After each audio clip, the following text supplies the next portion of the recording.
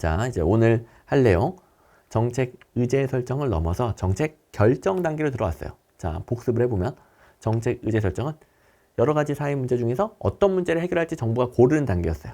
그럼 정책 결정은 뭐냐? 그 사회 문제를 어떻게 해결할지에 대해서 목표를 정하고 수단을 정하는 거예요.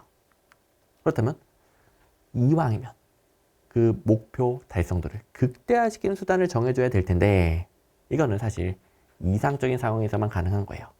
그러니까 우리 합리 모형과 만족 모형을 배워볼 건데, 자, 정책을 결정할 때 합리 모형이 가장 이상적인 결정이에요. 요거는 현실적으로 어려워. 하지만 만약에 가능하다고 치면 추구해야 되는 이왕이면 목표 달성도를 극대화시키는 결정을 하자는 거예요. 근데 실제로는 어려운 이상적인 결정이기 때문에 각종 현실적인 모형들이 그에 대한 대안으로 등장하게 됩니다. 오늘 처음으로 그 대안을 배워보는 게 만족 모형이에요. 그러면 일단 이번 시간에 여러분들이 들어둬야 될 것은 뭐냐? 정책 결정 단계에서는 정책을 결정할 때 가장 이상적인 결정을 기준으로 해서 그걸 추구하려고 하는구나. 근데 그게 현실적으로 어려우니까 더 현실적인 의사결정을 설명하는 모형들이 계속 등장을 했구나. 그러면 이제 이상적인 모형 기준으로서 비교 대상으로 출제가 되는 거고요.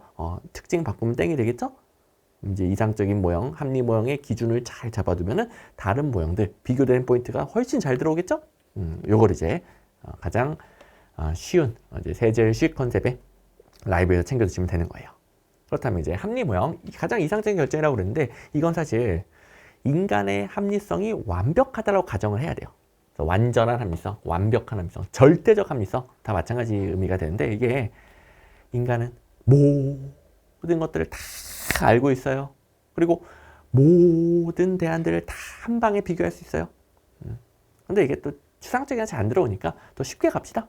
우리 실생활 예로 들면 여러분들이 배우자를 결정하려고 그래.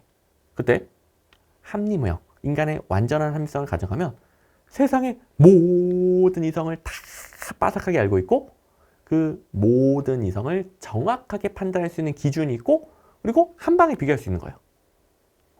그래서 객관적으로 가장 최고의 배우자를 찾는 게 합리 모형이에요. 이건 뭐 당연히 현실적으로 안 되지. 불가능하지. 하지만 가장 이상적인 의사결정으로서 합리 모형이라는 기준이 있는 겁니다. 그래서 자, 이제는 된다라고 치면 합리 모형은 목표 명확하게 설정하는 거죠. 나는 세계 1등 최고의 배우자를 만나겠어. 거기서 모든 대안, 모든 이성을 싹 다 만나보고 분석하고 순위를 착착착착 매깁니다. 그 중에서 누구 선택? 무조건 1등, 합리 모형 1등 선택하는 거예요. 누가 봐도 객관적인 최선에 대한 1등을 찾는 거예요. 이게 합리 모형. 근데 이게 현실적으로는 안 되죠. 불가능. 그래서 이제 만족 모형을 배워볼 건데 만족 모형은 이게 현실에서 가능하니 불가능하지. 인간의 합리성은 완벽하지 않지. 인간의 합리성이 제한되어 있다는 가정하고 더 현실적인 설명을 하는 거예요. 자, 일단 문제 하나 풀어볼 건데 지금 1번이 합리 모형에 대한 설명이거든요. 근데 만족 모형 땡. 시험 문제는 서로 비교되는 모형을 바꿔서 땡으로 낸다. 이거는 세상에서 제일 쉬운 라이브, 제일 쉬운 컨셉이긴 하지만 우리 시험 문제, 우리 시험 공부를 하는 거니까 시험 문제 계속 다뤄왔었고 맞네. 비교 대상 바꿔서 땡. 계속 봤던 패턴이죠. 어쨌든 이제 1번 내용보다 합리 모형. 정책 결정자가 절대적 합리성. 그러니까 모든 걸 다 알고 있어요. 완벽하게 비교할 수 있어요. 절대적 합리성을 가지고 있고 주어진 상황에서 목표 달성도를 극대화할 수 있는 1등 대안, 최선의 대안을 찾아낼 수 있다고 본다. 이건 합리 모형의 가장 이상적인 결정. 그래서 만족 모형 땡. 그럼 만족 모형은 뭐다? 만족 모형은 어떻게 인간이 완벽하게 모든 걸 다 알 수 있겠니? 그건 불가능해. 그리고 아니 모든 이성을 분석하고 모든 이성을 만나보고 그중에 1등 찾으면 늙어 죽어요. 실제로는 모든 대안을 다 비교할 수가 없어요. 현실적으로 의사결정 어떻게 하는지 더 현실적인 설명을 하는 거예요. 자, 지금 이제 학자 이름은 참고만 하시고 만족 모형은 인간의 합리성은 제한돼 있어. 인간의 한계를 인정하면 제한된 합리성이요. 이런 상황에서 어떻게 결정하더라? 이게 더 우리가 의사결정하는 방식에 가까워요. 우리 보통 이렇게 의사결정하죠. 본인이 만족 기준을 설정을 해. 나 공무원 됐으니까 같은 공무원끼리 결혼하고 싶다.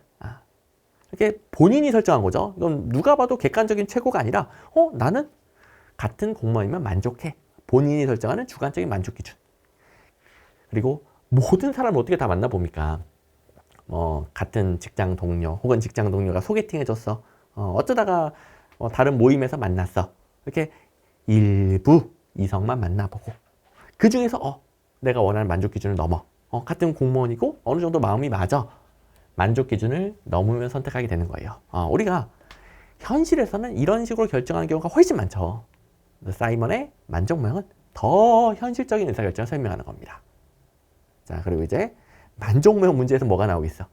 합리 모형이 목표 달성도를 극대화시키는 완전한 합리성을 가진 최선의 대안을 찾는 거 땡 나오겠죠. 그래서 문제 간단합니다. 만족 모형은 4번 절대적 합리성 아니고 제한된 합리성을 추구하고, 그다음에 1번 인간의 인지 능력이 제한되어 있다, 한계가 있다. 제한된 합리성을 말하는 거예요. 똑같은 거예요. 그리고 어떻게 모든 대안을 탐색합니까? 2번 몇 개의 대안만 탐색할 수 있고, 그다음에 합리 모형은 모든 대안을 한 방에 비교할 수 있다고 보거든요. 근데 어떻게 모든 걸 다 한 방에 비교합니까? 일부 대안을 무작위적으로 비교하는 거예요. 무작위로 추출한다. 이게 뭐다? 한 방에 비교 못하고, 자, 주변에 아는 사람, 소개팅 해준 등등 다 무작위적으로 추출해서 비교를 하는 거예요. 이제 순차적으로만 탐색하죠. 이제 한 명씩 만나야지. 어떻게 모든 사람 한 번에 만나서 비교합니까? 이런 표현들 다 뭐예요? 어려운 게 아니라 우리가 하는 의사결정에 더 가까운 거예요. 무작위적으로, 순차적으로 한 명씩 만나본다. 그래서 3번 보시면 모든 대안과 모든 결과를 탐색해서 최선의 대안을 선택한다 땡이죠. 3번은 통째로 뭐겠습니까? 다 합리 모형에 대한 설명이죠. 합리 모형에서 만족 모형 바꿔서 땡. 만족 모형에서 합리 모형 특징 넣어서 땡. 우리 객관식 행정 시험 문제는 너무 쉬워. 그래서 혹시 행정 아직 공부 안 해본 처음 보는 분들도 시험 문제 엄청 쉽네? 또 이 문제는 가장 연습하기 좋은 걸 기출문제집에 넣었을 뿐이고 똑같은 문제 주구장창 계속 출제됩니다. 자, 그래서 우리 정책결정은 들어왔고, 정책결정은 이렇게 정책결정 모형 혹은 의사결정 모형들을 연구하게 되는데 가장 이상적인 결정 합리 모형, 그리고 가장 그에 대비하여 더 현실적인 결정 만족 모형, 두 가지를 대표적으로 본 겁니다. 자, 오늘 여기까지 한번 해볼 거고요. 여러분들 이제 벌써 이제 정책 의제 설정, 정책 결정 이 단계까지 왔단 말이에요. 그러면서 이미 정책 이론을 배우는 틀 구조가 잡혀 있을 거예요. 그러니까 정책 의제 설정, 결정, 그다음에 결정 모형들 뭐 많은데 점중 모형 하나만 더 다음 시간에 배워볼 거고요. 그다음 이제 또 집행, 평가의 틀이 잡혀 있죠. 그러면 정책 이론이 무엇을 추구하는지 처음 공부하신 분들도 벌써 쭉 세제시 따라오다 보니까 감을 잡았을 겁니다.